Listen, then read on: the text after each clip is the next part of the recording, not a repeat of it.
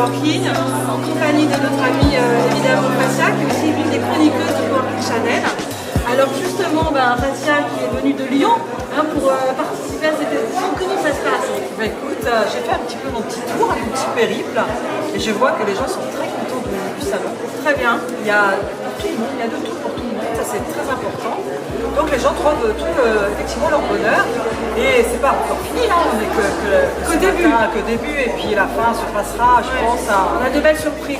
Recrutimo, c'est le site numéro 1 de l'emploi dans l'immobilier. Donc vous pouvez nous expliquer en quelques mots votre entreprise ?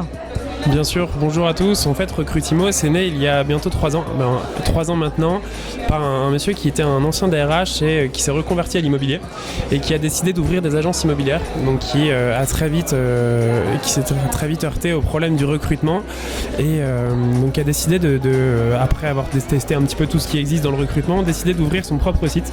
Donc Recrutimo est né de là. À l'époque, c'était pour lui, pour se développer, pour recruter en perso.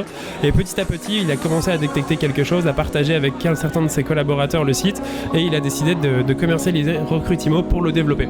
Aujourd'hui, on s'est ouvert suite à une levée de fonds l'année dernière à toutes les familles, tous les secteurs de l'immobilier. Donc on s'est développé sur la transaction. Aujourd'hui, on intervient sur la gestion, la promotion immobilière, la construction, les métiers de la finance et certains métiers support. Donc aujourd'hui, on est présent sur toute la France. On a des bureaux à Lille, à Bordeaux, du côté de Toulouse également, à Marseille et à Lyon. On a la chance d'avoir à nos côtés Océane. Bonjour Océane. Bonjour Myriam. Du groupe ITG, qui est un partenaire important de cette 3e édition du Coworking. Alors je voudrais un petit peu que tu expliques qui est ce grand groupe ITG. Alors ITG, c'est une entreprise de portage salarial. On est leader sur le marché et on existe depuis 23 ans. En fait, on accompagne les indépendants. On est une entreprise qui met en place un statut pour les indépendants à mi-chemin entre l'entrepreneuriat et le salariat.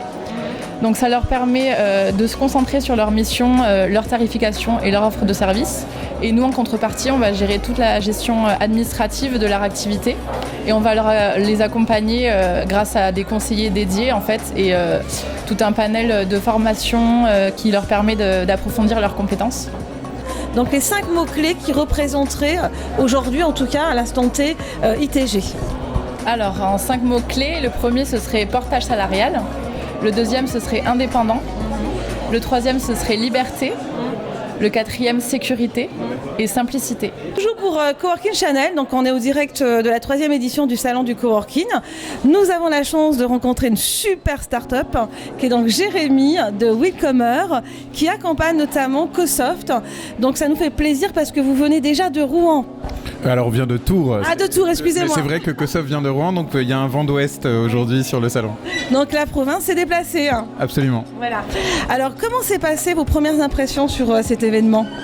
C'est très convivial, on est dans un cadre sportif qui nous rappelle le devoir de performance ainsi qu'à toutes les entreprises présentes et les visiteurs sont très ouverts, c'est très sympa, c'est un très bon moment.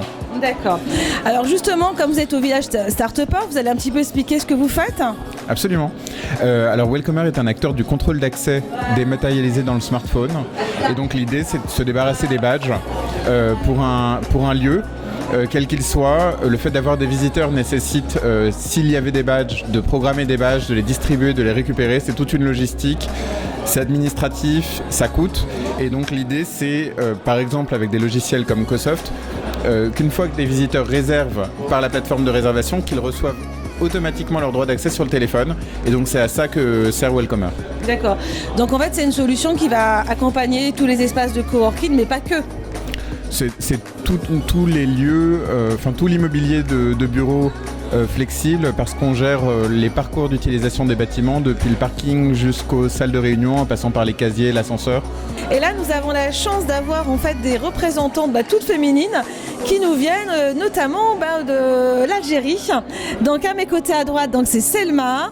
Et un peu plus loin, c'est Leïla. Donc bonjour à toutes. Bonjour, c'est Madame Genoun Selma. Je suis chef d'entreprise. Je gère à Alger une agence de communication spécialisée dans le conseil politique et corporate. Nous accompagnons différentes institutions algériennes et aussi des entreprises, des personnages publics notamment. Très bien. À toi Leïla. Je suis Leïla Akli, je dirige une agence de relations publiques spécialisée dans l'influence digitale. Ah bah écoutez, alors nous on est très heureux d'avoir vu une forte participation venant d'Algérie, hein. Donc beaucoup de start-upers, de coworkers sont venus, et bien sûr grâce à notre Karima qui est notre présidente d'honneur du village international et de l'Algérie. De l'Algérie,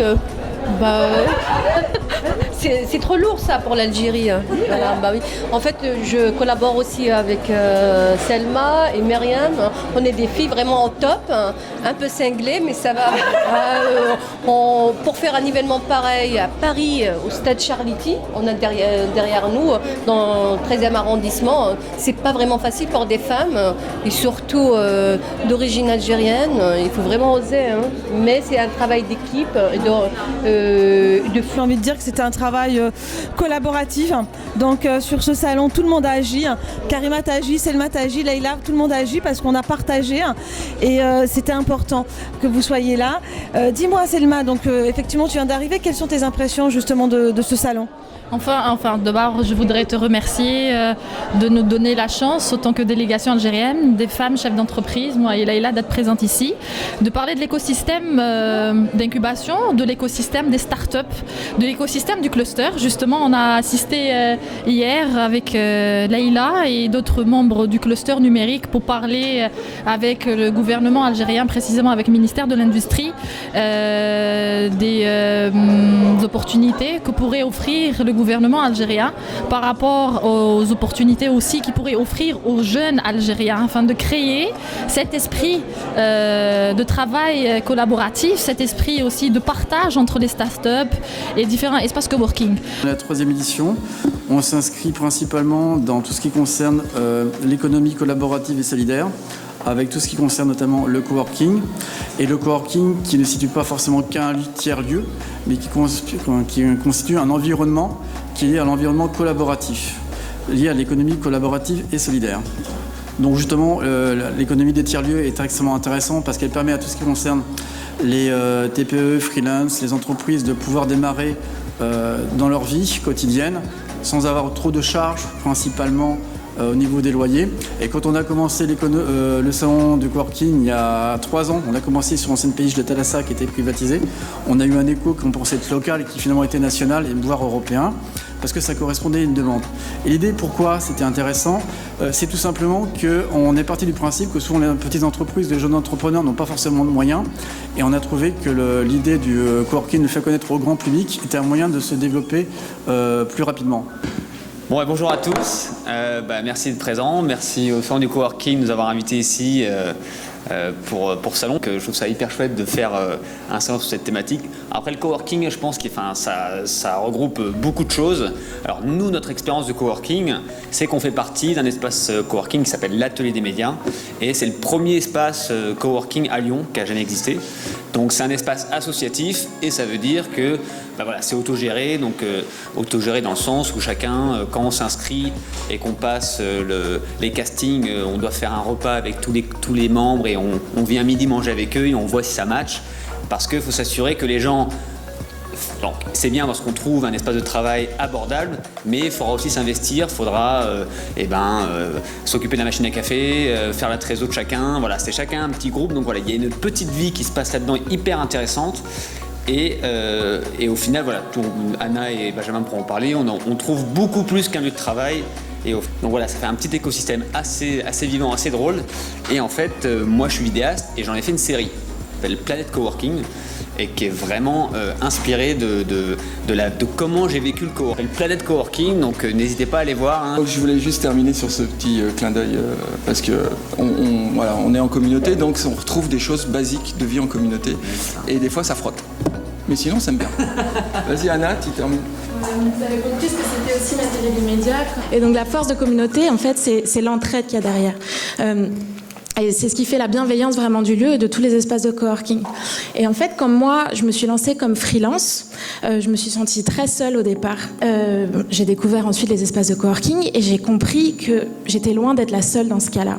C'est qu'il y a décidé de créer une école en ligne qui s'appelle Digi Atlas, donc qui est une école pour apprendre aux freelances et aux indépendants le marketing digital pour faire venir les clients à eux.